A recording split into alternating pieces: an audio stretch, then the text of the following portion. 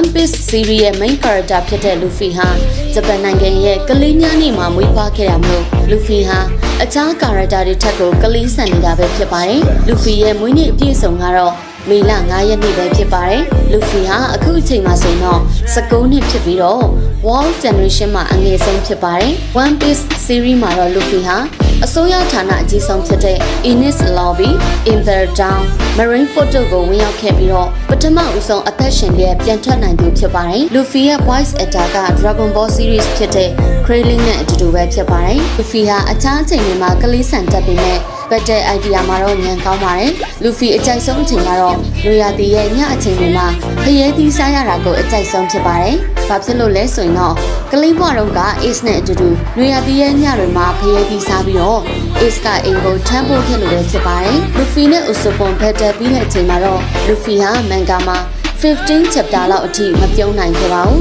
။